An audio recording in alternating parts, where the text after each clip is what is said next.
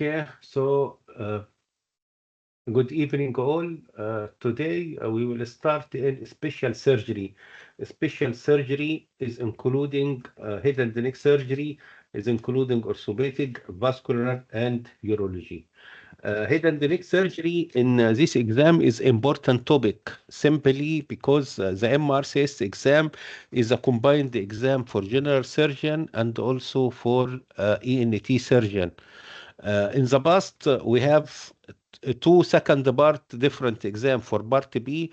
Nowadays, MRCS part B also, it is the same for both general surgery and ENT. Okay. So, are you seeing the screen now? You can see surgery in general, head and neck. You see it now? Yes, doctor. Yes. Okay. All right. So we start. First question is a 50 years old female presented with bilateral parotid gland swelling and symptom of dry mouth. On examination, she has bilateral facial nerve palsy. This is improved following steroid therapy or treatment. Which one of the following is most likely diagnosis? So here we can notice that this patient have bilateral swelling. It is very rare or difficult to have bilateral parotid tumors or malignant tumor in the same time. And also, the patient have dry mouth and bilateral facial nerve, and this facial nerve is improved by steroid therapy. So suppose this is one side have a cancer or carcinoma of the parotid, and this carcinoma of parotid affect facial nerve, so it is not improved by cortisone therapy, and usually unilateral. So here it is different. It is bilateral, improved by cortisone therapy. Patient have dry mouth. So anyone have an idea what could be? Sarcoidosis. Yeah, because bilateral swelling is sarcoidosis. So, facial nerve paralysis improved by corticosteroid is sarcoidosis. Of course, if this patient had chest X-ray, you can find hilar lymph node shadows characteristic for sarcoidosis. Of course, Sjogren syndrome is dry mouth, just dry mouth, dry tongue, and dry secretion in the eye. Okay, next one is a 50 years old woman presented with diffuse swelling in the region of her right parotid together with facial pain. On examination, she has a right side facial nerve palsy. So this patient have a tumor in one side, and this tumor affect the facial nerve. Of course, if the tumor invading the facial nerve, so it must be cancer. Of course, we have polymorphic adenoma. It is a benign lesion. Sarcoidosis or sarcoid is bilateral. Sjogren is bilateral but not affect the facial. Sialolithiasis is a stone, not affect the facial. So the answer here is adenocystic carcinoma. It is important to know we have many parotid cancer like adenocystic and other type, but the common who is characterized by neuro invasion or invasion through the neurolimbar sheath is adenocystic carcinoma. Because this is the only carcinoma we choose, but if we found many parotid carcinoma, the adenocystic type or adenoid cystic type is characterized by invasion or neurolimbar invasion of facial nerve. Next question, 50 years old lady presented with symptom of dry mouth that he has been present with the past few months. She is also sensation of grating in her eye. Grating or in her eye mean draining of her eye, and usually prescribed the artificial tear for this patient. So they have dry mouth, they have dry eye. On examination, diffuse swelling and parotid, there no evidence of facial nerve palsy.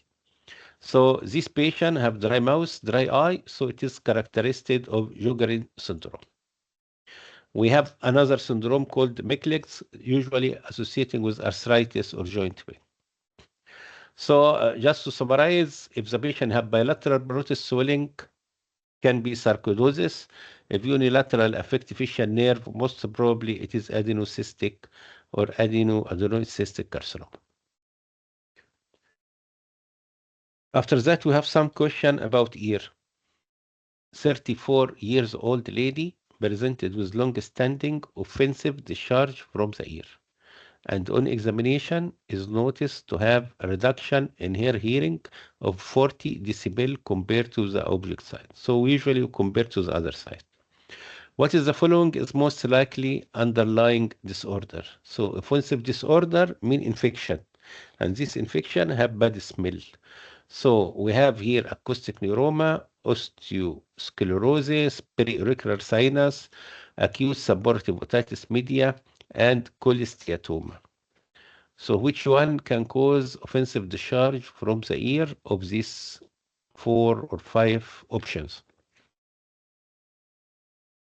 Anyone?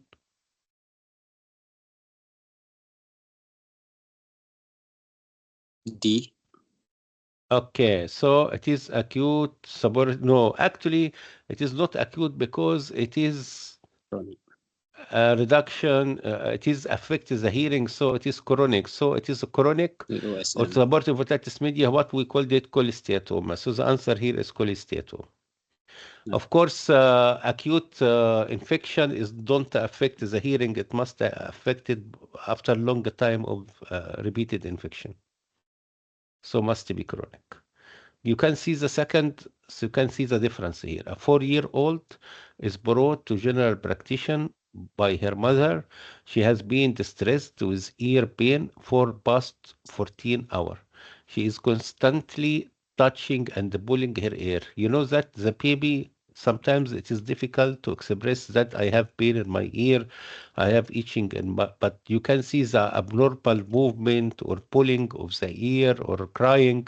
This is usually characteristic. Her mother noticed that the discharge is foul smell from the ear, following which pain is resolved. So after that, something happened, like perforation of the drum or something like that, and the buses come and the patient or the pain relief.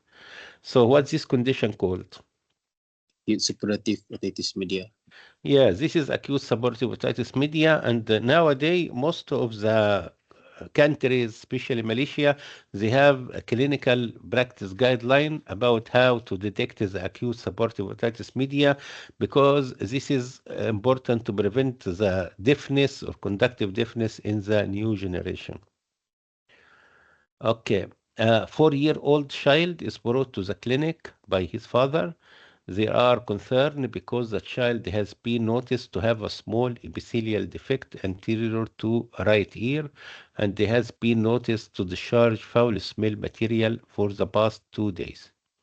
Which one of the following is most likely underlying disorder? This is a picture.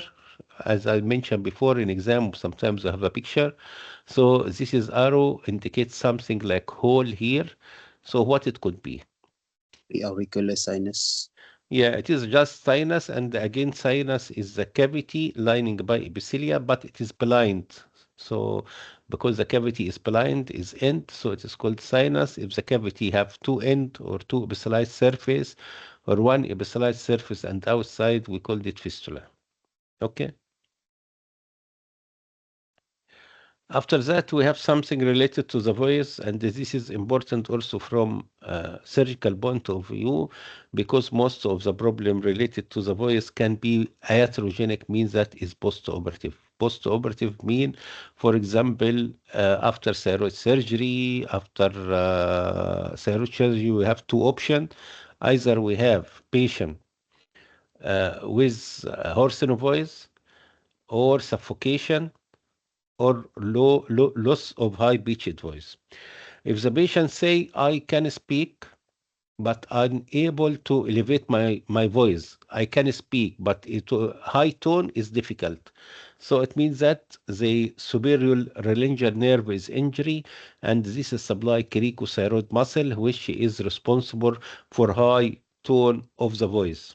So it is important. If the patient after surgery, just after surgery and suffocated, so most probably it is bilateral recurrent laryngeal nerve injury. If patient have hoarseness or change of voice, can be unilateral recurrent laryngeal nerve injury. So we have many options. So we can see here, for example, 42 years old singer is admitted for thyroidectomy.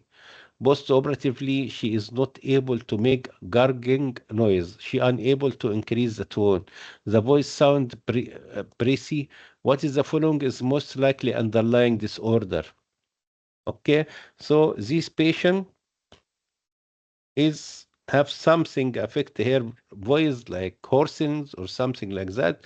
So what it could be?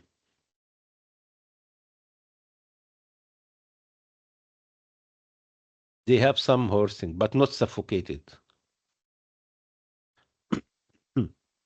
It is unilateral or bilateral. Unilateral. Yeah, it is unilateral inferior laryngeal nerve injury, so can affect the hoarseness voice, but not cause suffocation. And bilateral can cause suffocation.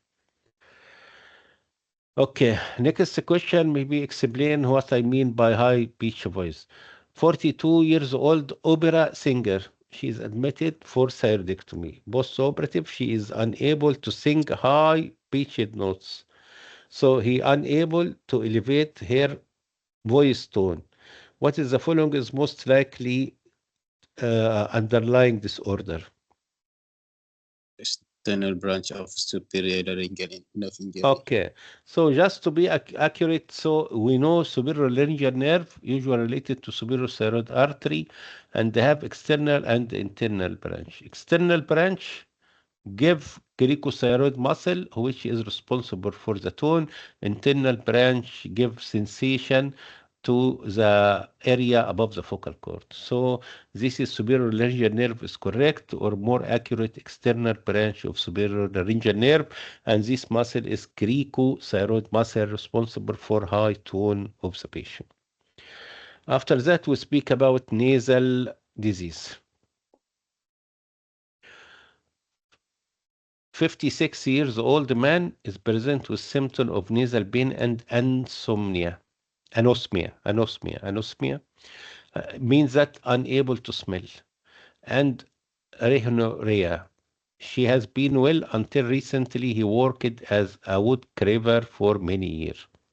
So what the following is most likely disorder. It is important to know in some job, people who work with the dust or special dust, especially in wood dust, they have high percentage of the sinus carcinoma. But what is important here, we ask something anatomical. So this patient have loss of smell, insomnia. So loss of smell and something in sinus, so which sinus is related to olfactory bulb or related to olfactory nerve can affect the patient smell. So any sinus of this list of sinus can cause this problem. Anyone have an idea? Ethmoid sinus. Yeah, smooth sinus because it's related to olfactory nerve or bulb. So it is, if they have a carcinoma, can invade it and the patient have loss of smell. Okay. Next, 32 years old female presented with a recurrent episode of rhinorrhea. The discharge is watery. She has medical history of asthma, intolerance to aspirin, so some sort of allergy. On examination, she has multiple soft, semi-transparent polyp within the nasal cavity. So I show you the picture. So they have this polyp is small. I make it bigger. So they have this polyp. Okay, so what it could be? They have soft, transparent, so like mucus. So what it could be? Nasal polyps. Yeah, just a nasal polyp. It is easy question. It is a nasal polyp. Okay. Next question. A child is brought to casualty, complain of headache and sensation of pressure between the eye. On examination, she is febrile with smooth swelling overlying superficial aspect of the right eye. The eye is uncomfortable and there is purulent discharge from the inner canthus. So what is the following is most likely underlying disease. So the patient have pain in this area, between the eye, in this area, and they have discharge from inner canthus. So what it could be? if it is a cancer or sinusitis or adenoma or maxillary adenoma or nasal polyp. What it could be? Any suggestion? Ethmoidal sinusitis. Yes, so it is smoidal sinusitis. All right. Back again to parotid. 40 years old boy, old lady with long-standing rheumatoid arthritis, presented with dry mouth and painful gland swelling. So this patient have rheumatoid, have dry mouth, dry eye. Her symptom transient. Improve following admission of course of corticosteroid for her rheumatoid disease. Okay. Sorry, by the way, when I mention Sjogren syndrome is associating with arthritis. If not associating with arthritis, we call it Meckel's syndrome. So we have two syndrome associating with dry mouth, dry eye. If we have arthritis, we call it Sjogren. If we don't have arthritis, we call it Meckel's syndrome. So this patient have Sjogren syndrome, again, dry mouth, dry eye, and usually for dry eye, we give artificial tear. This dry mouth is due to less secretion of parotid. You know, parotid gland is responsible for the watery secretion and also have joint pain. Next question, and it is very common in exam, 77 years old lady presented with facial nerve, and on examination is found to have clinical evidence of facial nerve palsy and parotid mass. Following surgical excision of the lesion, histological report comment of the extensive perineural invasion. So as we mentioned before, we have a lot of cancer can occur in parotid, but only one cancer is characterized by perineural invasion. Perineural invasion is method of the spread of the tumor, like blood spread, lymphatic spread, local spread, trans-Islamic spread. So we have rare type called perineural spread, usually occur in parotid. So which cancer mentioned here? We have two cancer, adenocystic, we have mucoepidermoid. So which cancer characterized by perineural invasion? Anyone? Adenoid cystic carcinoma. Yes, adenocystic carcinoma is characterized by this. Of course, if you come to not mention adenoid cystic can occur with other cancer, but the common is adenoid cystic. An 18 years old boy presented with pancreatitis. He has bilateral painful parotid enlargement. So what is the relation between pancreatitis and parotid? Anyone have an idea?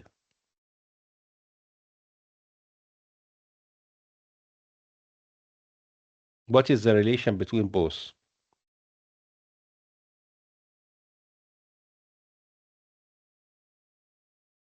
Okay, we can complete and see. His family refused to give him routine vaccination when he was a childhood. So this patient have parotid enlargement, what we call it mumps. And this mumps vaccination is give long life immunity. If you don't give the baby at age of 1 year mumps vaccine, so he liable to have parotitis in the future, viral pancreatitis in the future, and also epididymoorchitis. So mumps can cause the three, can cause parotitis, pancreatitis, and epididymoorchitis. Because if the most of the country give vaccination against mumps, so now it is rare to have parotitis, rare to have viral pancreatitis, but you can have other cause of pancreatitis, and rare to have epididymoorchitis. But if the patient nowadays have epididymoorchitis, so most probably it is not due to mumps, it's due to chlamydia or what's called sexual transmitted disease. Of course, pancreatitis have many causes like gallbladder stone and others. So the answer here, the disorders they have is viral parotitis or inflammation of the parotid due to mumps infection. Okay.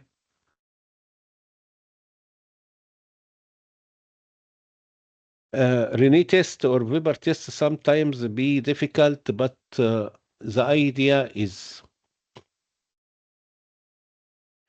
air conduction is better than bone conduction. Suppose this is a tunic fork, or this one, tunic fork, you make it, the tunic fork, you make it, you put in the mastoid, tell the patient don't hear, I don't hear, so you put in the ear, so the patient can hear it. Okay?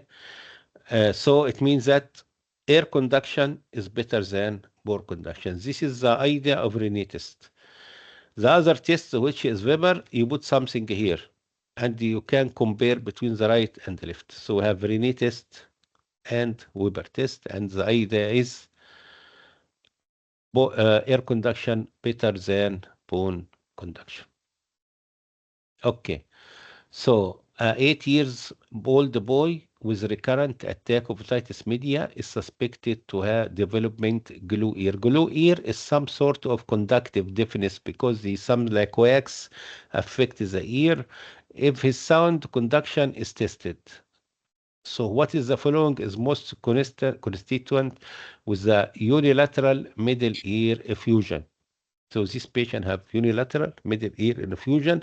So we just need to know to tell that this patient have some sort of conductive deafness. So instead of the air, what's called air conduction better than bone conduction, which is positive, it is not positive now. So which test now is negative?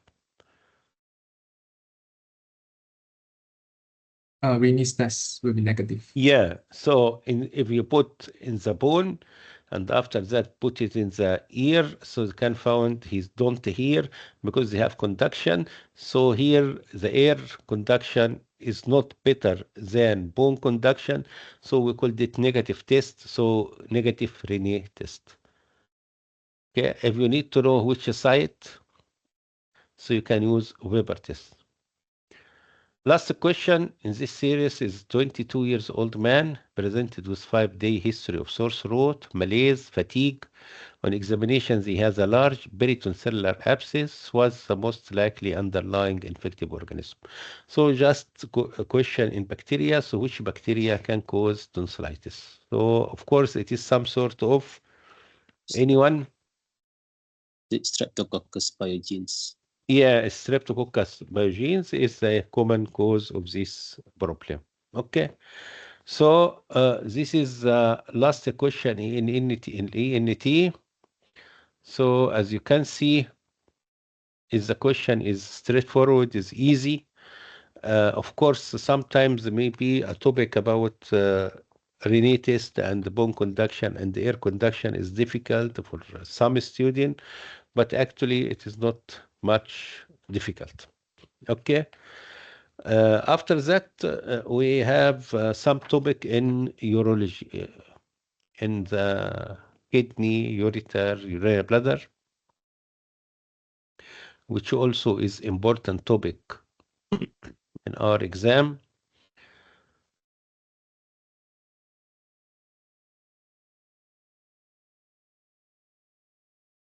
I just start by general principles. You know all the general principles. So the principle, if the patient have ureteric colic, so no fever. If patient have fever, so we call it pyelonephritis. Can be right side, can be left side. If the patient have pyelonephritis and the big stone, and like big stone mean more than half centimeter. This big stone, whatever the size, some stones can complete obstructed of the ureter, some less than half centimeter. If less than half centimeter, you just give the patient analgesia, antispasmodic, painkiller, and plenty of fluid. We usually give alpha blocker like tamsuline or this alpha blocker just to relax the sphincter. But if the stone is more than half centimeter or more than that, can sometimes not cause obstruction, so we can make destruction of the stone or remove the stone by interventions or by shockwave. If it is at the time of admission have complete obstruction of the ureter, so this patient have like pyelonephritis, like a big abscess, so must be drained. So the only way to drain that, we do nephrostomy. Nephrostomy is guided by ultrasound. We put a tube in the side of the patient, in the kidney, to drain the urine, to take a urine for culture and sensitivity. After that, when the condition is improved, you can try to remove the stone, or you can try to distract the stone, or put a stent. Okay. Of course, if the stone is bigger and the upper part of the kidney, so you can distract it through this nephrostomy tube. So we called it nephrolithotripsy. If we have no nephrostomy and the stone is small and don't cause obstruction, but more than half centimeter, we can use shock wave, we can use laser, and this shock wave can external, like extracorporeal, or can go to through the stone, touch the stone through the ureteric urethroscope or cystoscope and all these interventions. So most of the intervention now, or most of the treatment of the kidney problem nowadays, is done through endoscopy and intervention radiology. So we start about one by one. So 23, I tell you about nephrostomy because in some countries they don't use about nephrostomy, but nowadays in UK and the most of the country, nephrostomy can be more frequent just to save the kidney. 23 years old male is admitted with left side loin pain and fever and leukocytosis. So this is a case of left pyelonephritis. His investigation demonstrates left-sided ureteric calculi measure 0.7. 0.7 centi or 7 milli mean it is big stone because it is more than half centimeter. Completely obstructed the ureter. So this is a stone is complete obstructed the ureter and associating hydronephrosis because hydronephrosis complicated by pyelonephritis. So this is complete obstruction of the kidney of the ureter. So a lot of pressure on the kidney. We have about 1 liter every day. So it is can easily distract the nephron of the kidney. So this situation is one of emergent situation. So what we will do, we need to drainage this abscess. So anyone have suggestion? Percutaneous nephrostomy. Okay, percutaneous nephrostomy. If you make the same question and they say it is not incomplete, not complete obstructed the ureter, okay, so I can wait. I can refer next day to urology, so he can try to remove the stone or he can put a stent. But if complete obstruction, you must have drainage. It is look like abscess, you must be drained. So this is why the second question is somewhat tricky because he mentioned 23 years old man is admitted with left side loin pain radiated to the groin, which is typical for ureteric colic. His investigation demonstrate 1 centi big stone left-sided ureteric calculi with no associated hydronephrosis. Although it is big, he puts the option, it is big stone, but don't cause hydronephrosis, no fever, no pyelonephritis. So in this situation, is not urgent, although it is big stone. So what is the following is most appropriate management. So this patient, I don't do for this patient nephrostomy. Of course, we don't do later nephrolithotripsy or lithotomy. So what we will do, we try to distract this stone. This stone to be distracted, so we can use extracorporeal shock wave in many sessions to distract the stone and get rid from the stone. If it's still difficult to remove the stone, so we can remove it by cystoscope. If difficult again, we can put a stent just to drain the urine, but you have no obstruction, so it is like elective surgery. Although it is very strange because 1 centi is big amount, big size, but just to give you even in big size without obstruction, so it is not for nephrostomy. Next case, 30 years old male presented with left side loin pain. His investigation demonstrate large left side stag horn. Stag horn, a very big stone, measure about 2.3 centi.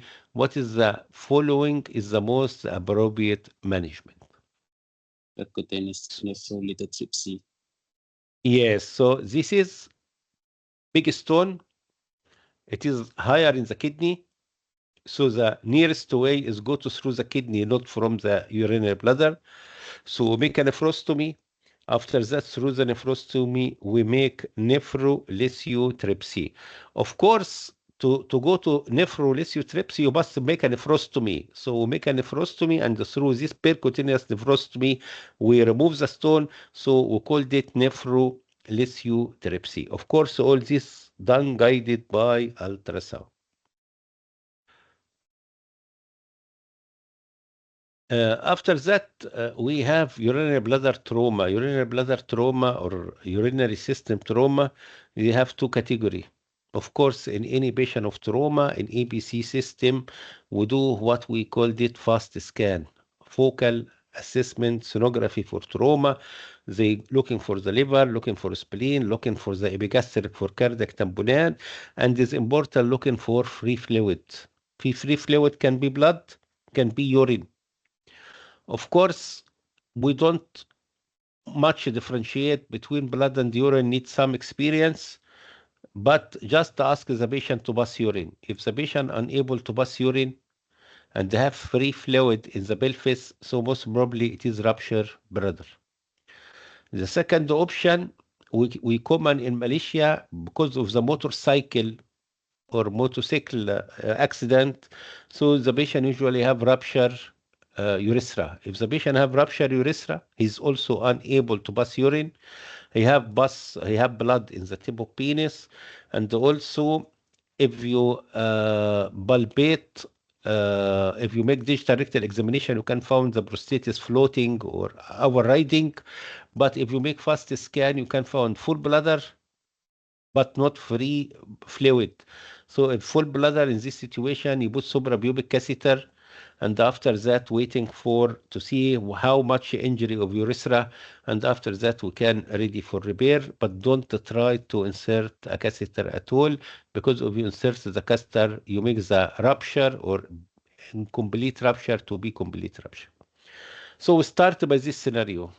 56 years old man involved in road traffic accident. He is found to have pelvic fracture. He reported that he has some lower abdominal pain. He has peritonism. Peritonism means irritation of the peritoneum. Can be blood, can be urine, can be anything, we don't know. The nursing staff reported that he is not pass any urine. So now, if the nurse ask, and this is routine, the nurse ask any patient come on accident, can you give me some urine? If unable to pass urine, so it means that they have either rupture urethra or rupture bladder. A CT scan show evidence of free fluid in the pelvis. So what is the following is most likely to be? Okay, so this is easy. And the answer, of course, it is rupture urinary bladder.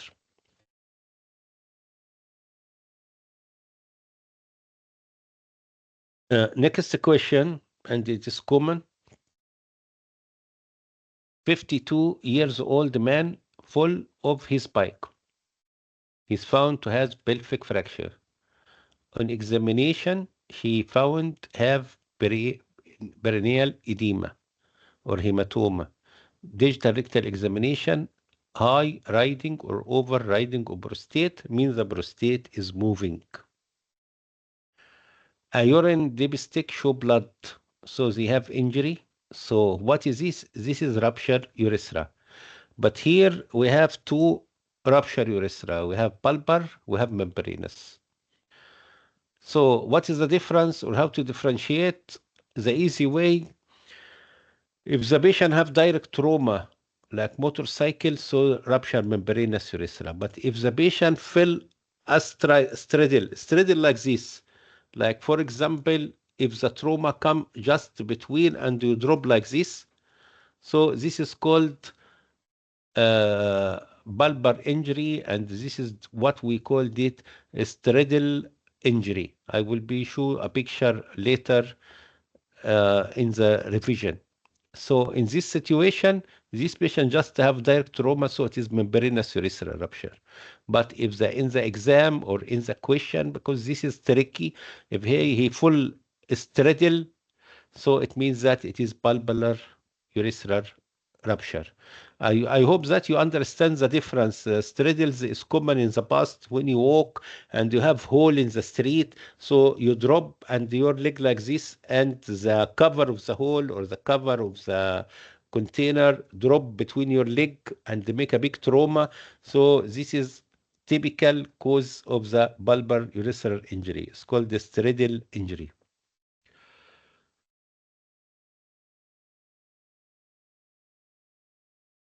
Next question. 52 years old woman fall out of tree while rescuing a cat. She has a pelvic fracture. She has a suprapubic tender, complaint of dysuria, mean difficulty in urination. Her abdomen is soft, not tender. Urine dipstick show blood and nitrate and leukocytosis. And of course, if you have nitrate, it is with what? So what is your diagnosis? What is your choice here?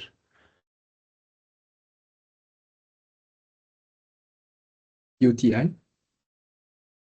Yes, of course. It is also the scenario is in trauma, but this is patient is maybe a few days ago or something, and what they have dysuria, they have urinary tract infection, whatever, sometimes due to insertion of catheter or whatever, and have leukocytosis. So it is, of course, it is UTI, urinary tract infection.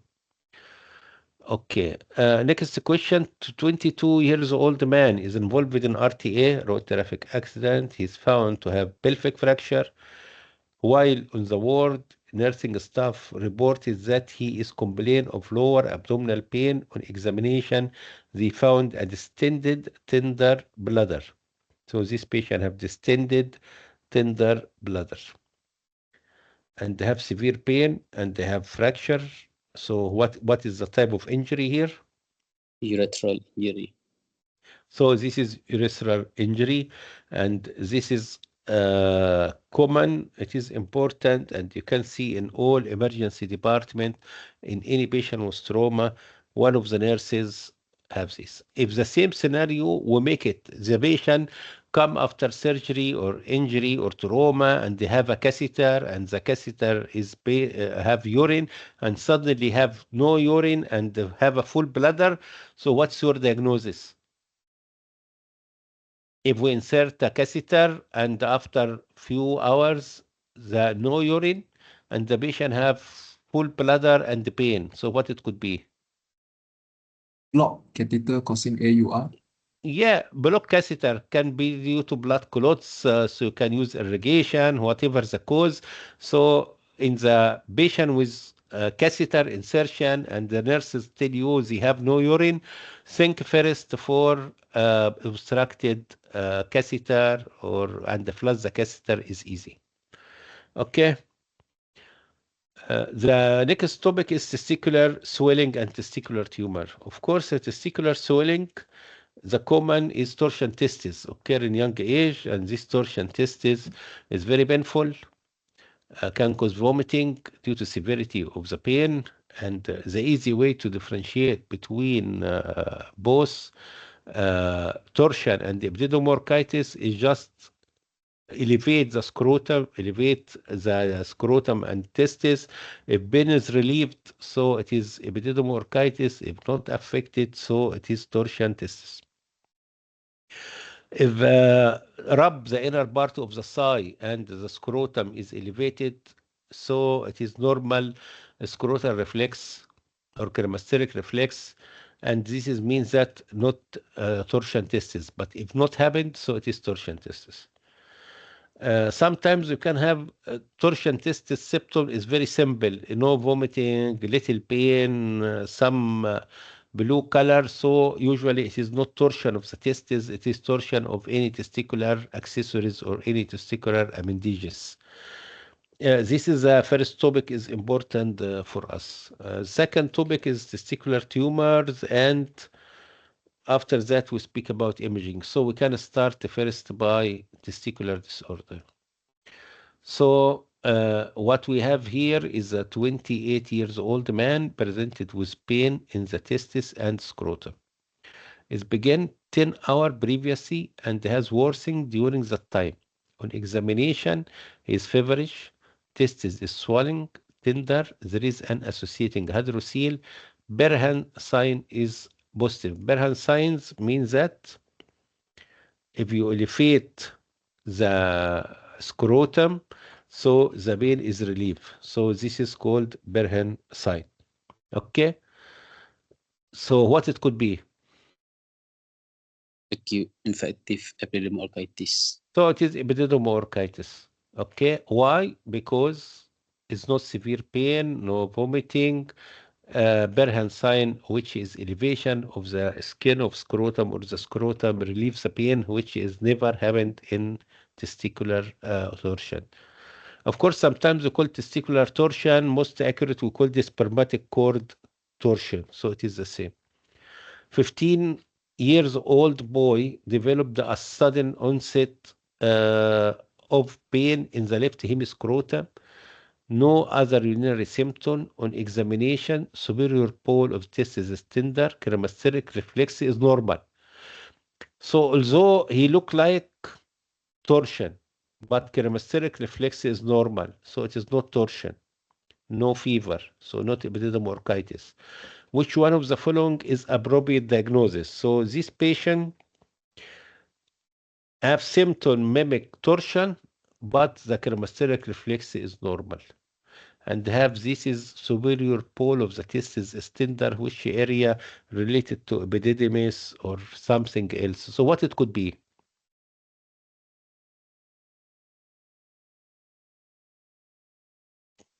Torsion of testicular appendage. Yeah, so this patient is untypical, so we call it torsion of testicular appendages. Of course, we explore the scrotum, and you can find very tiny testicular accessories, or sometimes called hydatid morgagni. So you remove it, and that's it. 14 years old boy developed sudden onset of severe pain in the left testicle, radiated to the left groin. Distress and the vomit. So it is till now, it is look like torsion. On examination, testis is very tender. Cremasteric reflex is absent. So absent cremasteric reflex mean torsion. Berhan sign is negative, so it is not epididymoorchitis. So it is typical for Torsion of spermatic cord. yes, torsion of testes or torsion of spermatic cords. Okay, so we have three tests now. We have cremasteric reflex, which is absent in torsion. We have Berhan signs, which is negative in torsion and positive in epididymoorchitis. Okay, and after that, usually, if the patient have torsion, they have vomiting, severe pain, wake up from sleep, so it is not easy. Sometimes epididymoorchitis, because you know that it is very rare to have mumps nowadays or in some country, so they usually is come from sexual transmitted disease. Common is chlamydia. So if traveling or have sexual transmitted disease, so can be the cause of chlamydia and can be complicated by epididymoorchitis. But in older people, especially diabetic, if have epididymoorchitis, which is common, so can be due to effect of diabetes and urinary tract infection. After that, we have another topic about how to image the kidney, because as you know that what function of the kidney, if the patient suppose have absent of one kidney or one kidney is complete obstructed by big stone, and you make renal function tests, what you expected to find the renal function test if the patient have absent one kidney or complete destruction of one kidney? What you expected to find? Normal or abnormal or half renal function test? Anyone? Should be normal if the Normal. other kidney, So yes, because what? if the remaining kidney is function normally, then should be normal. Okay, so if the other kidney is normal, even if the other kidney is absent, congenital or complete obstruction of the kidney, so still working, the other kidney can compensate. This is why if the patient, for example, have big stone and you need to remove it, and in some neglected case, he have this stone maybe for 1 year. So we don't know if this kidney is working or not working. So we can make destruction, we make surgery, we put endoscopes, and after that we found the kidney is not working. So how to know the function of each kidney separate? Anyone have an idea? Functional scan. Yes, so it is radioisotope scan. So the only we have is radioisotope scan. In the past, from the history of radioisotope scan, we have something called DEMSA and DEPTA. DEPTA for perfusion and DEMSA for morphology. Morphology by M and perfusion by P. But they make a combination now is called the MAX3. So he can give you the function of the kidney, tell you the right kidney is 10% working, 50%, 100%. Of course, if the kidney, one kidney is less than 10% and the cause trouble, and the other kidney is important, so you can remove it. But suppose the both kidney is less than 10%, so you leave it. So we just show you first scenario. 43 years female has undergone a renal transplant 12 months previously. Over the past few weeks, she has been concerned about deteriorating renal function. So this patient, we need to know what is the function of the kidney now. So what is the following? So again, intravenous dye, all this become historical. CT ultrasound give you the picture. A PET scan give you if have tiny tumor less than 1 centimeter. So what we will do something called MAG3. MAG3 is a combination of the previous DEPTA and DEMSA if you still remember it. Next question, 5 years old boy presented with recurrent urinary tract infection, left-sided loin pain. On investigation, he's found to have left-sided pelvic junction obstruction. There are concerns that he may be develop renal scarring. Renal scarring means that the kidney have fibrosis, so it's not working. What's the following is most appropriate imaging. So you can choose what is image you need to do.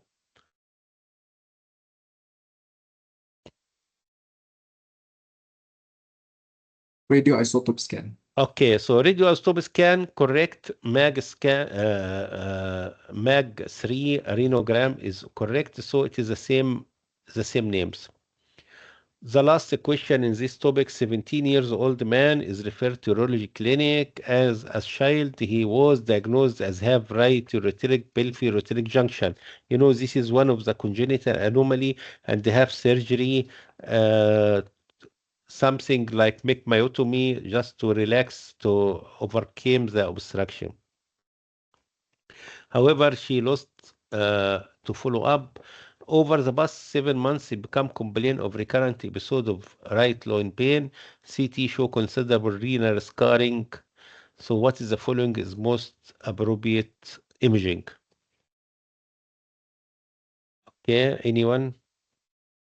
MAC3 renogram. All right. MAG3 renogram. Okay. So whatever you ask, it is MAG3 renogram or radioactive isotopes, so all are the same. Okay. This is, as you see, the most of the urology is something easy. They speak about operation, percutaneous nephrostomy, nephrotrepsy, removal of the stone, destruction of the stone, and staghorn stone again is big stone, and usually due to proteus infection, which makes the media alkaline. After that, we have some in vascular. Vascular nowadays is improved much all over the world. In the past, we have like bypass grafting and all this. Nowadays, most of the vascular done by stenting. So we stent everything nowadays. So you have aortic aneurysm, thoracic aortic aneurysm, abdominal aortic aneurysm. You can put a stent. So like in aorta down, we called it EVAR. All this done through the femoral artery. All this stent is self-expanded and metallic. Of course, the patient after stenting, he take oral anticoagulant forever. The common site of obstruction in lower limb is the end of femoral and the start of popliteal. So if you found any obstruction, if you found thrombus, you remove the thrombus. If you found narrowing, you make a dilatation by balloon dilatation. Is still not good, you put a stent. So we don't use bypass grafting. But because of the just for anatomical view, you need to make something related to the anatomy. So they ask you sometimes about the vascular graft like aortobifemoral or femoral. And one historical operation is done in very, very critical patient, because you know that to explore the aorta, you need to open the abdomen, you need to retract all the viscera, you have big incision, long operation, maybe about 8 hours. So it's very exhausting operation. Patient can die during surgery. So in the one of the historical surgery done in the past is like if you found big obstruction in bifurcation of the aorta, so you can make percutaneous long vascular graft between axillary artery in axilla and femoral right side and the left side. So this is all just to remember the arterial anatomy, but all this nowadays is not done. Nowadays, everything done by endoscope or angio. Of course, to make you choose this, they said have no facility or patient is not fit for stenting or something like that. For example, you have few questions like 73 years old male presented with a collapse is brought to emergency department. On examination, he has a cold, painful left hand and forearm. So something in hand and the forearm. What is appropriate diagnosis? 73 and have a problem in one hand. So what it could be? Prof, could you share your screen? Oh, all right. Sorry. Okay. Okay. So you can see it now? Yes. So, all right.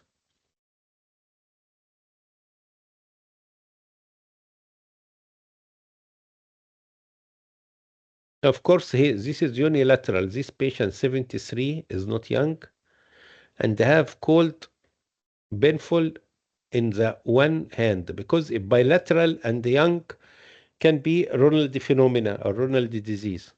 Usually in the cold weather, the patient have very cold, like mimic ischemia in the upper limb, sometimes in upper and lower, but this is unilateral, so something local. So it could be what it could be. Distal brachial artery occlusion secondary to atheroma. Distal brachial artery, but brachial artery is lower, so it is must be higher. So it is axillary artery embolus the common, because distal brachial is more down. Okay, so this is axillary artery embolus. We called it embolus, and usually, and sometimes, if we are happy with embolus, we say this patient have AF or atrial fibrillation because they're characterized by shower of emboli. Okay. 23 years old man presented with intermittent symptom of alter sensation in his arm, discomfort when use his arm. He work as electrician and his symptom is worse when he fitting light fixtures. He means that he need to give you the expression that the patient, when he elevate his hand up, they have a pain. So this is anomalies, or this problem is only related when he move his head up, hand up or arm up.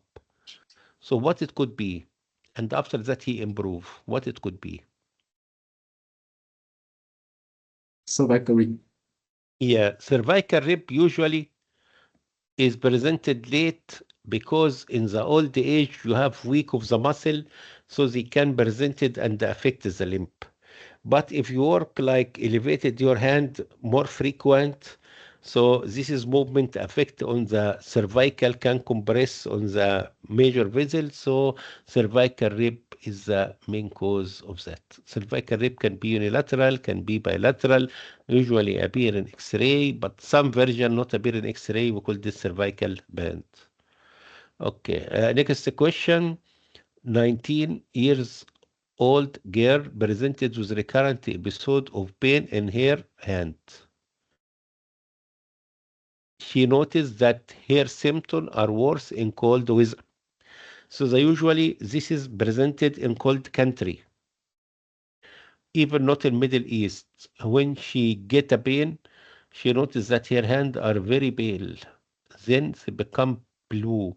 What the following is appropriate diagnosis. So this patient have pale, blue, bilateral, so young, so it's not atherosclerotic, uh, not arthritis. So what it could be, what we call disease condition?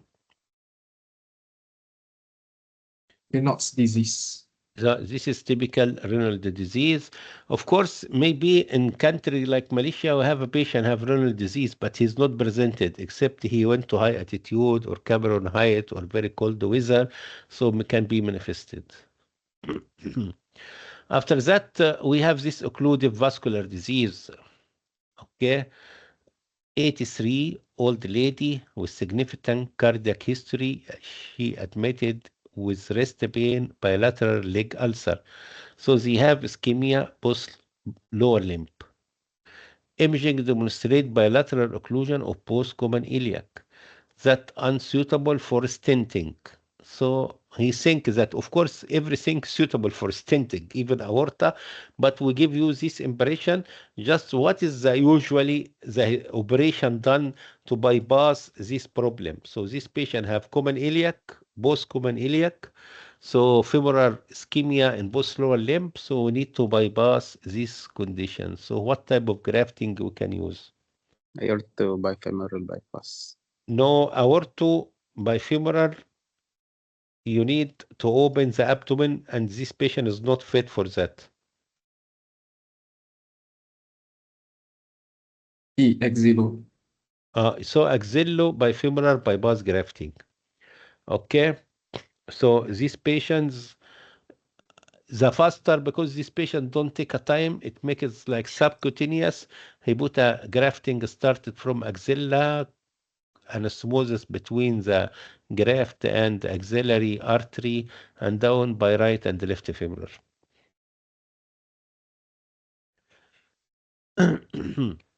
Next is 54 years old man presented to the vascular clinic with severe wrist pain.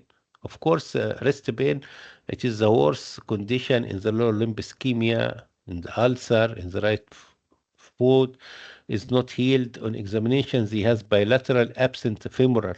Imaging demonstrate bilateral occlusion of common iliac is not suitable for stenting. This patient is younger, so in this situation, what you prefer, what you will do. Of course, we need another faster operation, but this patient have bilateral again, so it is bilateral. Okay, so what you will do? Aorto bifemoral. Aorto bifemoral. Suppose if one femoral is patent, other is closed, and the patient is unfit, what is the faster operation you can do? Femoral. Femorofemoral. Okay, so we have axillobifemoral, we have aortobifemoral, we have femorofemoral. So we can see the next one. 78 years old man presented with left side wrist pain, his leg, non-healing arterial ulcer, and the same leg. Imaging show normal light leg vessels. Of course, it is difficult to have one leg is normal and the other, because usually in old age is atherosclerosis, and atherosclerosis is systematic disease. On the left side, there is long occlusion of the external iliac artery unsuitable for stenting. He has significant cardiac history. Which of the following is the most appropriate arterial bypass method? So this patient have one normal, one abnormal. So the best is Femoral. femoral. Okay. So just to summarize, is if the patient usually have something in the above or the lower below the common iliac, so aortobifemoral is a common procedure done. If the patient unfit, so axillobifemoral. If one femoral is patent, other is not patent for femorofemoral. Of course, nowadays, whatever the occlusion, you put a stent.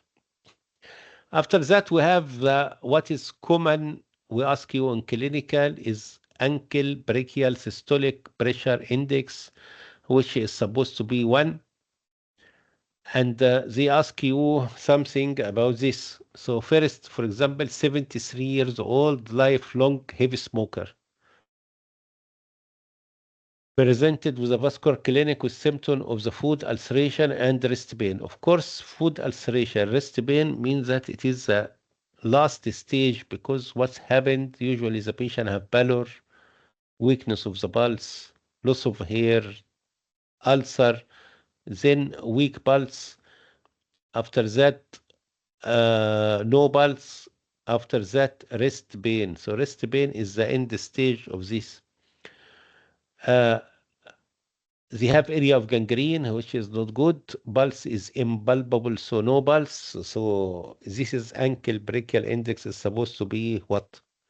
0.3. 0.3. Of course, the normal is 1, so 0.3, and this is terminal stage. If you see the patient early, we called it critical limb ischemia. So this patient improve with analgesic, but we maximum within 2 weeks, you must improve his general blood flow or arterial blood flow. 63 years old man presented with collidication or intermediate collidication distance of 15 yards. He is lifelong heavy smoker. On examination, his food is hyperemic. There is small ulcer in tip of grade 2. What the following is appropriate ankle brachial index? So this patient is collidication, have an ulcer. So it is, we have many numbers here. So what it could be? Is not worse than the previous one, and it is not normal, not 1, not point A, so it is 0.5. Okay, this is hyperemic, is reactive hyperemia. So this patient also is very critical and is late presented. Maybe the next patient is better presented. I think so. He is 77 years old, morbid obese man with type 2 diabetes with leg pain at rest. His symptoms are worse at night and sometimes improve during the day. No area of ulceration. What is the following is appropriate ankle brachial index? So this patient is no ulcer. Something 1. happened. More than 1.2. Say again? More than 1.2. Type 2 Yes, diabetes. so This means this is patient is okay, and diabetes causes a high percentage because diabetes give false result, but it is not worse, but he need to reduce his weight, stop smoking, control diabetes, all this. After that, we have topics about leg ulcers. Again, leg ulcer is very important topic. Either we have venous ulcer usually in the lower end, lower gutter area in front of middle malleolus, and usually sloping edge. If patient have ischemic ulcer, usually in the pressure area or the sole. And of course, ischemic ulcer, you need to make a duplex and improve the circulation. Venous ulcer, frequent dressing, elevate the leg and 4-layer bandage, and avoid long standing. So we can start here. So 65 years old, diabetic female, presented with a painless ulcer in the middle malleolus. They have painless because usually diabetes is associating with peripheral neuritis. It is better to give the patient vitamin B12 to improve that. It has been present in the past 16 years, so long time. On examination, she is evidence of varicosities, brown discoloration of the skin. So this ulcer due to varicosities, so it is venous ulcer, long-standing venous ulcer, which is dangerous. And this brown discoloration, we called it lipodermatosclerosis, is due to hemosiderin granule escape from the venous circulation due to venous hypertension. So what is the following is the cause of this ulceration? So the cause is as clear, it is due to Superficial venous insufficiency. superficial venous insufficiency or venous hypertension. And of course, if the patient have long-standing venous ulcer, it can dangerous because can turn malignant, what we called it, margarine ulcer or squamous cell carcinoma. Okay, 71 old male presented with painful lower cuff ulcer. So lower cuff. Usually ischemic ulcer occur in pressure area like the sole, like toes, if they have tight shoes, all these areas. So this is important in diabetic patients, avoid tight shoes.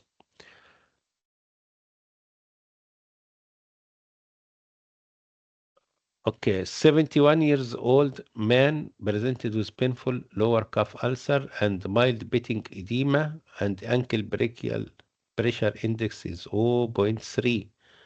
Very, very low, critical, more than critical. What is the following is the cause of this ulceration? Anyone? Chronic obliterative arterial disease.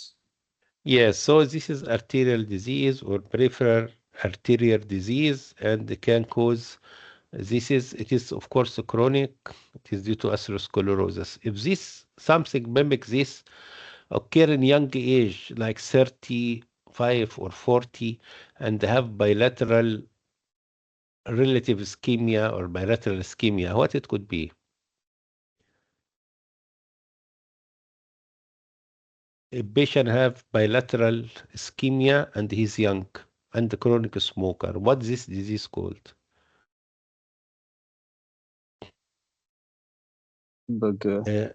It Berger is Berger disease. disease or thromboargitis obliteranis occur in young smoker and is very critical to improve because this is usually occur in medium size arteries, not in big arteries. So it is important to stop smoking and the patient is not in good condition. Okay, next, 79 years old, retired teacher. He had an ulcer for 15 years. It is a medial malleolus associating with lipodermatosclerosis of the lower limb. So it is typical, neglected, long-standing venous ulcer.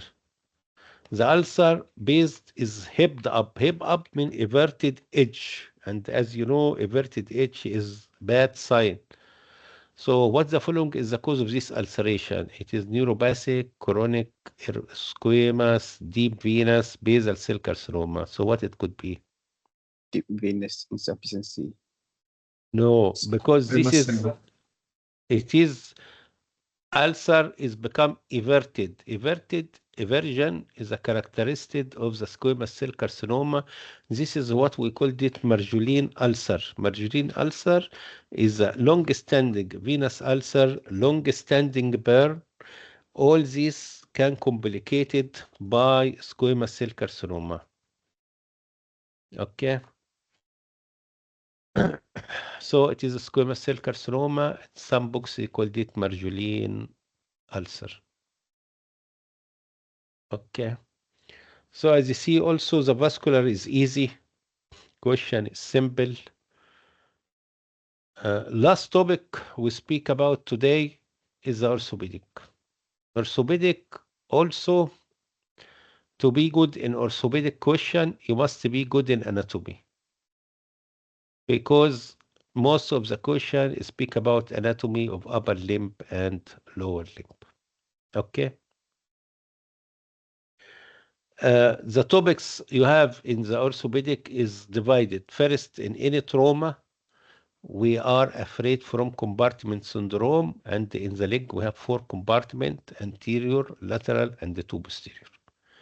So it is important, if you are any query about any compartment syndrome, remove the plaster, make fasciotomy, or measure, at least measure the compartment pressure. Second topic, to speak about children, and you have 3 common diseases in the children: Bertha's disease, septic arthritis, and SOFI, or slipped upper femoral epiphysis. Of course, the septic arthritis associating with fever, and slipped upper femoral epiphysis usually occur at age over 10, 12, 11, 12, and usually in overweight or obese child. If a patient is younger than 10 years, so it is Bertha's disease. So this is the important topics. After that, we speak about knee. So I just start by easy question, and after that, we speak about knees. You see the screen now? Yes, doctor. Yeah. Yes, 24 years old man is brought to emergency department, suffers from crush injury to his forearm. Assessment demonstrates that the arm is tender, red, swollen, is a clinical evidence of ulnar fracture, and the patient can't move his finger. So what is the appropriate course of action? So what happened to this arm is not common, but what this patient have? Compartment syndrome. Yeah, this patient have compartment syndrome. It's common in lower limb, but sometimes also can occur in upper limb. So what you will do for this patient? Fasciotomy. Fasciotomy. Okay.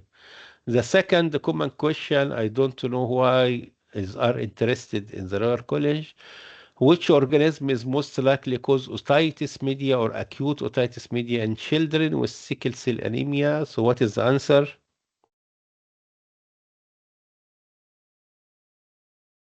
Salmonella. Okay, if we remove sickle cell anemia, what is the answer? If we say which organism is the most common cause of acute otitis media in children, we remove sickle cell anemia. So what is the answer?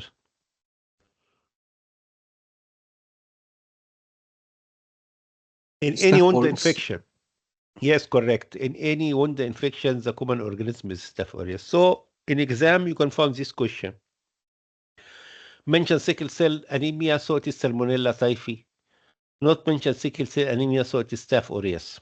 It is important to know that all this question is repeated. The statement up is repeated, but just change something down and the answer become different. So each question maybe have more than 2-3 answers. After that, as I mentioned, the very common question usually comes 3 successive questions about 3 common diseases in the children: Bertha's disease, septic arthritis, and slipped upper femoral epiphysis or SOFI. 10 years, old boy, we don't mention it is overweight, presented with symptom of right knee pain. The pain has been presented most occasionally for the past 3 months, and the pain is typically lasts for several hours at time. On examination, he walk with antilegic gait, his apparent right leg shortening. So what's your diagnosis? No fever, not overweight. So what is this? Ortiz disease. Perses disease. Okay, it is important to know that any knee pain radiated to the hip, any hip pain radiated to the knee. So it is not make a difference. Okay, next question. 8 years child fall onto outstretched hand, which is a common, and is brought to emergency department. He's examined by a doctor and he know apparent bone deformity clinically, represented a week later with pain in the hand. What is most likely underlying injury? Of course, all the upper limb fraction is full out of stretched hand. Whatever coolis, whatever scaphoid. So in this patient, this is the X-ray. And of course, we don't put the arrow in exam, so it is fracture scaphoid. And it is important to know the blood supply scaphoid is come from distal, not from proximal. It's come distally. And this is explain why they have a vascular necrosis. Okay, so the answer here is scaphoid, because the scaphoid presented late. In UK, if you need to diagnose the scaphoid early, so anyone know what you will do to diagnose this fracture scaphoid in the first day? Anyone have an idea? And over the anatomical snap box. No, now it is variable. No radiological investigation. What is this? Scaphoid series. Scaphoid?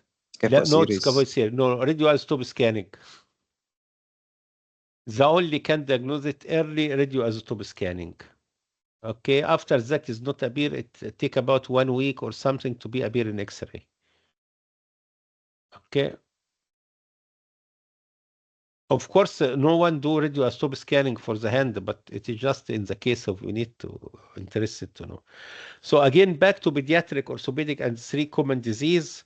So the first is 4-year boy presented with abnormal gait, his history of recent viral illness, white blood cell is little high or high normal, his erythrocyte sedimentation rate is high. What the following is most appropriate diagnosis? Post-viral, and the patient have abnormal gait. So what it could be?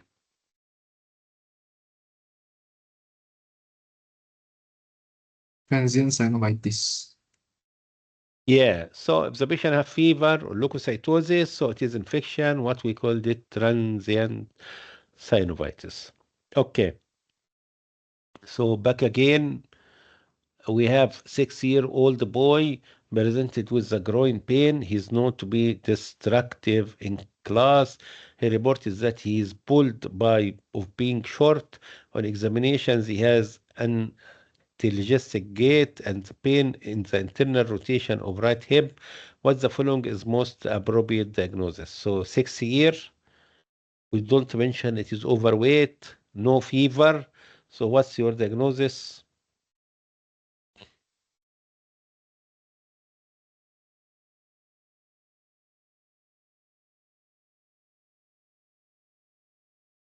Congenital dysplasia of the hip.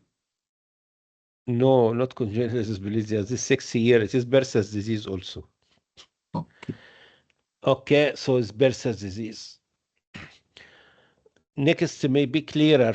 Obese, 12-year. Refer to GB from GB clinic. Pain in the left knee and the hip. As we mentioned again, most of the pain in the hip refer to the knee and the knee refer to the hip. On examinations, you have antelogistic gait, limitation of the internal rotation. His knee has normal range of passive and active movement. So what it could be, and you have the same list of the disease. Versus congenital SUFI, slipped upper femoral epiphysis, transient synovitis, and septic arthritis. So what it could be? SUFI. SUFI. So it is slipped upper femoral epiphysis. Okay. As you see in exam, usually they bring the 3 questions after each other. And some people say have some idea, which is strange. They say, suppose you don't know all this disease, just fixed one disease. Like I don't know what is Bersa's disease, what is slipped upper femoral epiphysis, what transient synovitis. So I just choose one. So it's become correct in one and not correct in the second 2. So it is tricky, but I think the question is not difficult, so you can do that. Last question in this group. Before me, a 19 years old soldier has just returned from prolonged marching, like marathon exercise, presented with sudden onset severe pain on the forefoot. Clinical examination revealed tender along the second metatarsal. Brain X-ray demonstrate callus surrounding the shaft of the second metatarsal. This is usually scenario.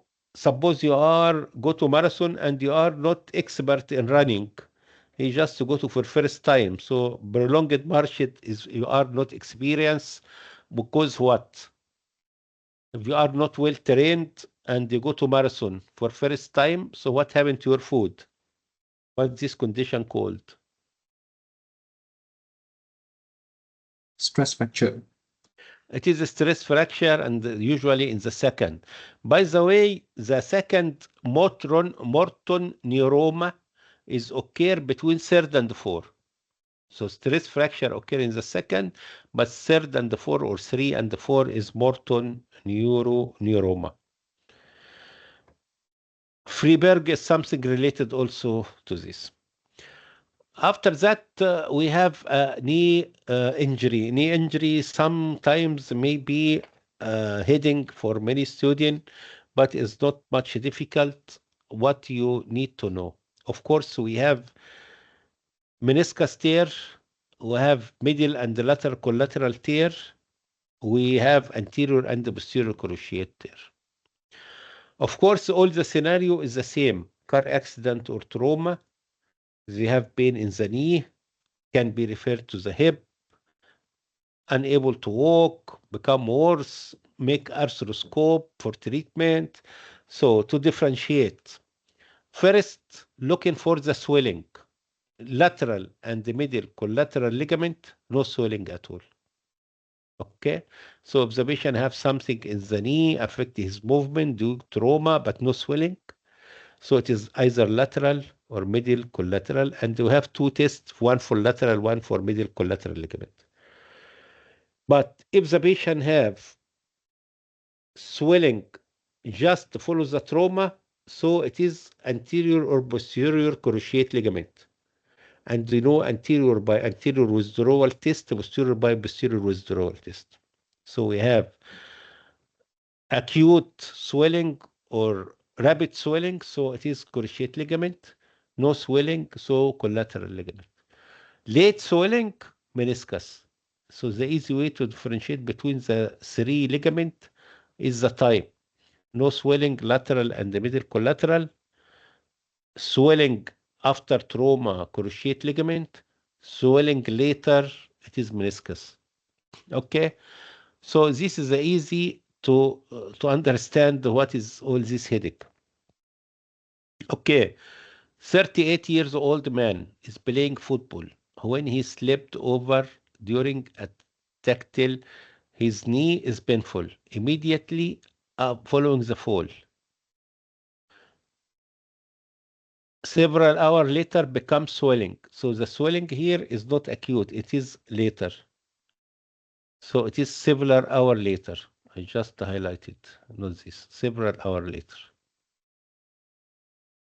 Okay. Following a course of non-steroid anti-inflammatory, the situation improve. However, he complained of recurrent pain. On assessment in the clinic, you notice that impossible to fully extend the knee. Although the patient can do so when he asks it. Which of the following is the most appropriate diagnosis? So this patient have knee problem, swelling is late, painful, difficult to extend, but he have some movement. Okay, so what's this? What it could be?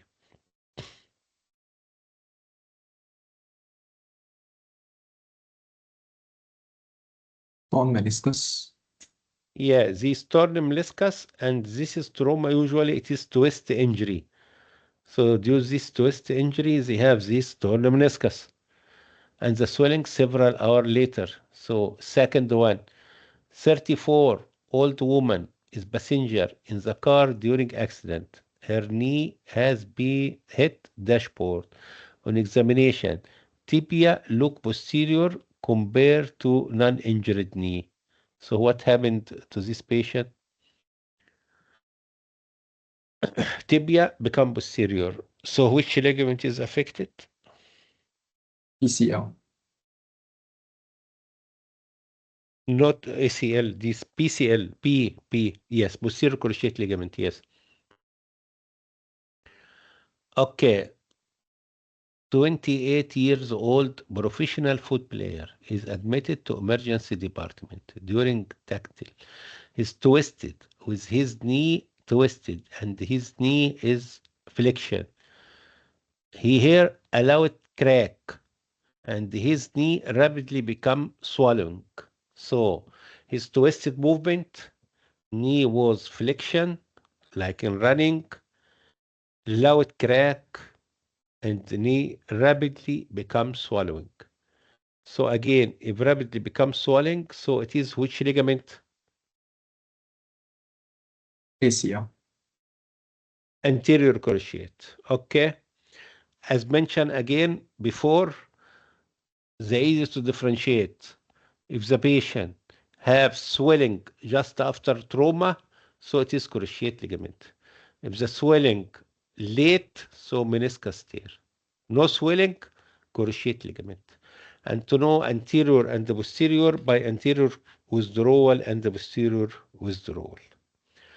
Okay. After that, we have ankle fractures. I think other fracture is easy. The idea in ankle fractures is if including the joint or above the joint or the level of the joint, because it's different if it is which level. If it is at the level of the joint, you can apply blasters, but if it is above the joint, you need to be fixed. Okay. All right. So start one by one.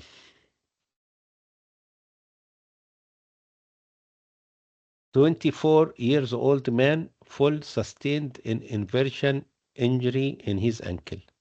On examination, he is tender over lateral malleolus only. On the X-ray, fibula fracture, distal to syndesmosis. What the following is most appropriate treatment? So this is distal. Mean after the joint, not within the joint, not affect the joint. So what we will put? So it's not need a fixation. So what we make it? We make a plaster. And the idea of plaster, you need to fix it two joint, one above, one below. So here is application of below knee plaster cast to include midfoot. You know, in the midfoot, we have inversion and divergence through the metatarsal joint. So we have in the foot, we have ankle like flexion and extension, and you have this movement, inversion and divergence through the metatarsal. So we have two big joint or big system of joint in the foot. So in this situation, you need to fix it both, so below knee and include the midfoot. So this is because it is distal to the joint or syndesmosis. Next question. 86 years old lady stumped and full while opening her front door. On examination, there is swelling with tender over the lateral aspect of the ankle. Radiological demonstrate fracture of the lateral malleus at the level. So this is at the level. Okay. So here is distal. Here at the level. So 13 here is the same also. We make application of the plaster. This is the difficulty here is coming for some say if including in the joint or the some bone we need fixation, but still we can do below knee plaster cast to include the midfoot. So the correct answer here is E. The third question maybe explains the situation, what we mean. 25-old man suffered from injury while playing rugby involved violent twist of the left lower. On examination, both malleolus are tender. Ankle joint is swelling, X-ray, spinal fracture, fibula tibia, widening the ankle. Mortis.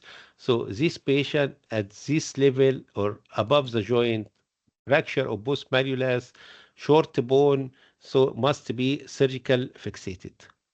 Okay, so if you affected the postbone, what we called it Bot's fracture, the joint is separated, so must be fixed. This fixation usually plate and screw.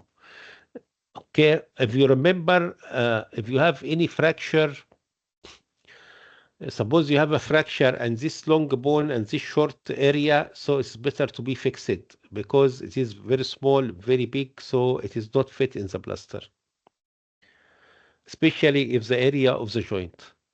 Okay, so if affected the area of the joint, not above, not below, so it must be fixed. Okay, of course, this post fracture is common and important fracture in the orthopedic. After that, we just general question about management of fracture, and on this all general question, we mainly concentrate of the apart from EBC or airway or all this, we concentrate on avoid compartment syndrome by fasciitis. So anytime you are query even 1% of the compartment syndrome, at least you remove the plaster and open the wound and looking for the wound. 32 years old man fall from a ladder and sustain fracture of his proximal radius. On examination, his painful swelling in his forearm, diminished distal sensation and the peripheral pulse. Of course, sensation and the pulse is very important. You can leave the bone fracture, no problem, but don't leave the vascular injury present, because vascular injury after 6 hours, this limb becomes ischemia.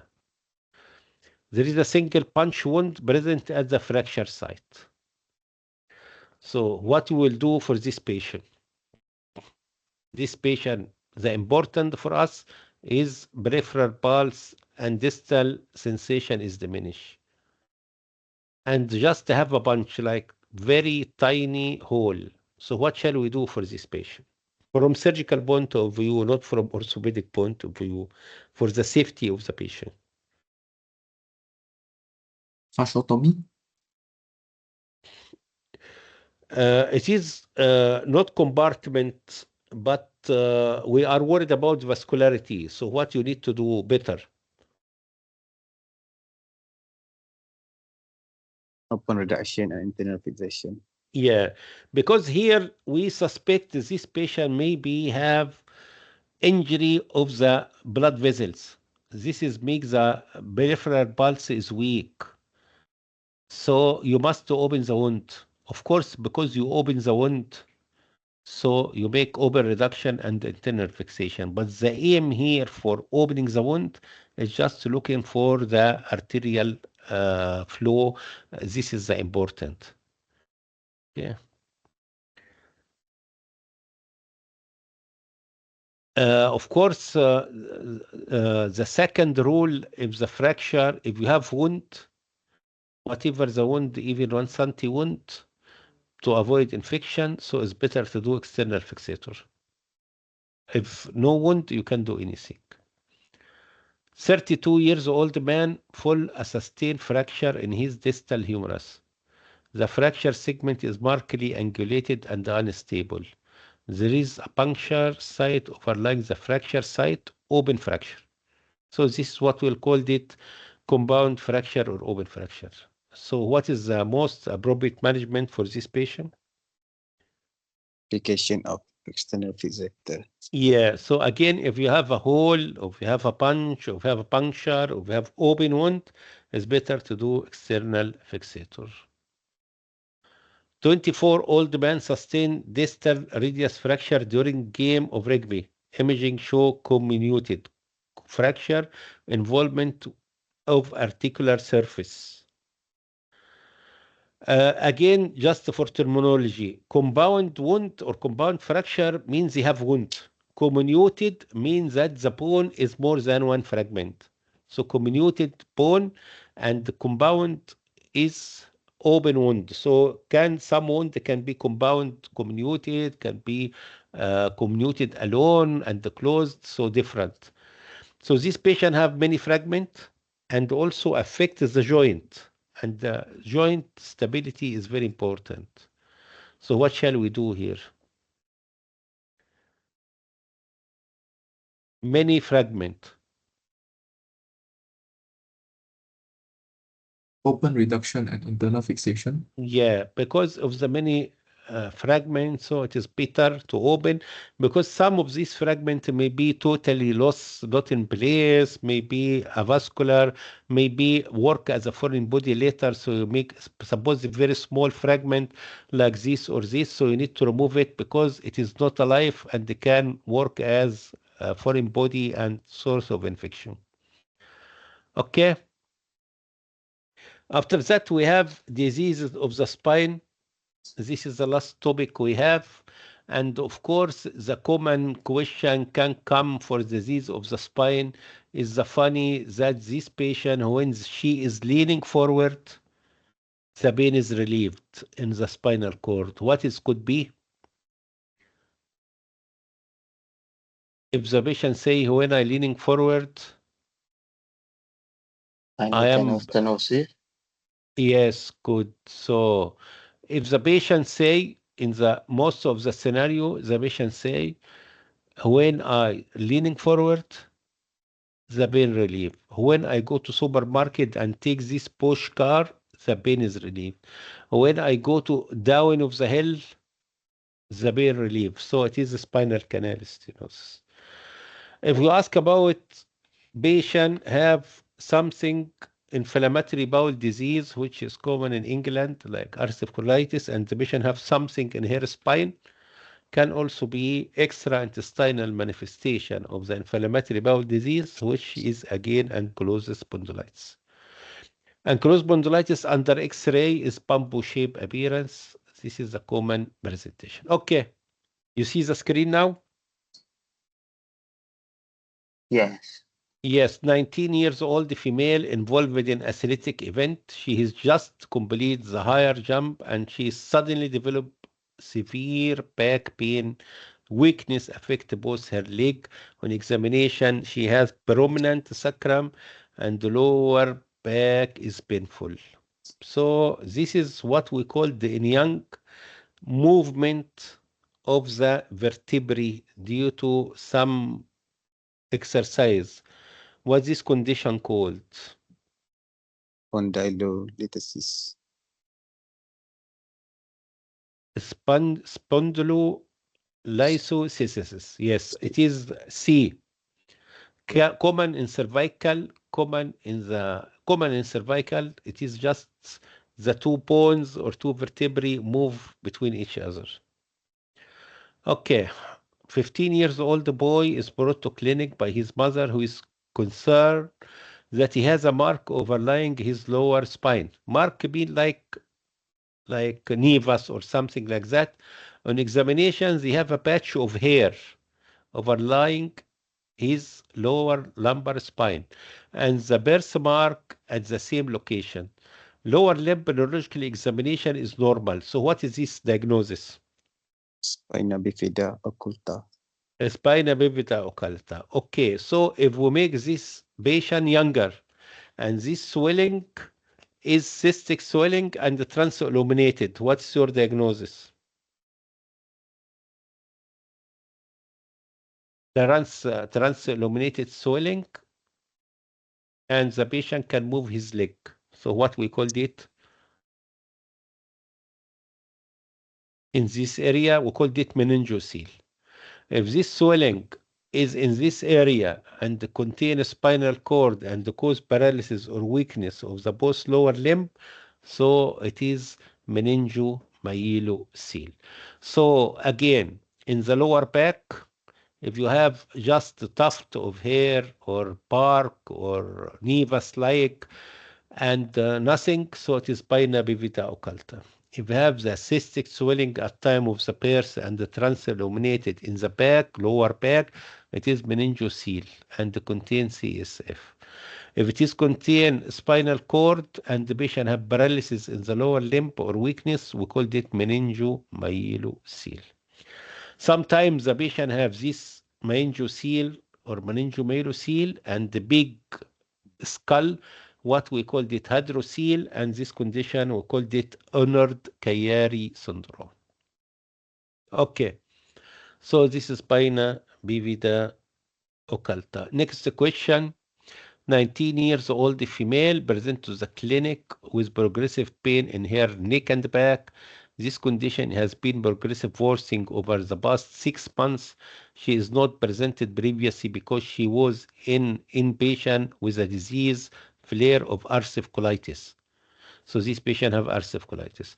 On examination, she has a stiff back and the limited spinal extension on bending forward. What is one of the following is the most appropriate diagnosis? And he give you, okay, we can see first what's your diagnosis? Ankylosing spondylitis. Yeah, this is the X-ray picture. And usually I think it is HLP 27, human leukocytic 27. Okay. Is anyone know what is the name of this test? This test, we ask the patient to stand. We measure 2 points in the spinal cord, in the back, vertebral column. Ask the patient to be leaning forward. It's supposed to be increasing. We found it is not increasing. So what's this test called? Schobel test. Yeah, it is Schubert test. This is common and important to know it for the second part. This one of the measurement used to diagnose this test is mainly for ankylosing spondylitis. It's called Schubert test or measurement. 68. Old man presented with to the plastic team with severe burn to his hand. He's not distressed by the burn. So this patient have burn in his hand and he don't stress. It means that they have loss of sensation. He has bilateral Charcot joint. Charcot joint means that you can move the joint in abnormal movement. On examination, loss of pain, temperature in the upper limb. So which spinal cord disease can cause sensory but not motor, because this patient have no paralysis in the spinal cord? Syringomyelia. Yes, syringomyelia. Okay. Syringomyelia means cystic in the spinal cord, so affect the sensation. I have a list. I put it in WhatsApp group. Is about the incomplete spinal cord injury. Just maybe sometimes a common exam. Next question. 24 years old man presented with localized spinal pain over 2 months, which is worsening with movement. He's known as intravenous drug abuser. His no history suggested of TB, not TB. The pain is now exacerbated at rest and not improve with analgesia. He has a temperature 39 degrees centigrade. What the following is most appropriate diagnosis? So this patient is take intravenous drug, is not TB, because you know TB affects the spinal cord called spot disease, but they have a fever, they have infection, so what it could be?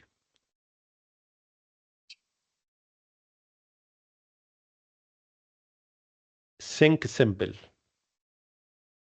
Osteomyelitis. Osteomyelitis, just osteomyelitis. The last question we have, 22 man is shot in the back in the lumbar region. He has increased tone hyperreflexia in the right side. So motor right side. He can't feel left leg. Sensation other side. What's the following most appropriate diagnosis?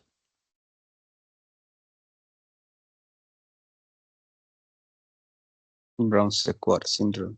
Yeah, although it is historical or that like unlogic, but it is like what we called it incomplete spinal cord injury. So the patient have incomplete spinal cord injury.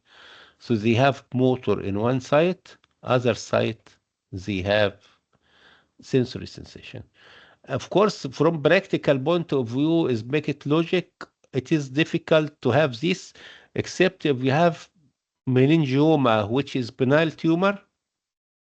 So this penile tumor is increased gradually. When they increase gradually, they can push and cause this spinal cord injury.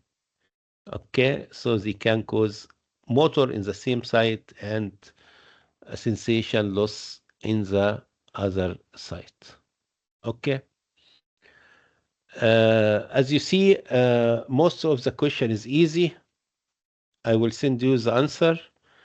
Next Monday, before that, I send it to you the first sheet of the Miss Fauzia, and it is about 130 question. So we take it all the next session. Okay. I just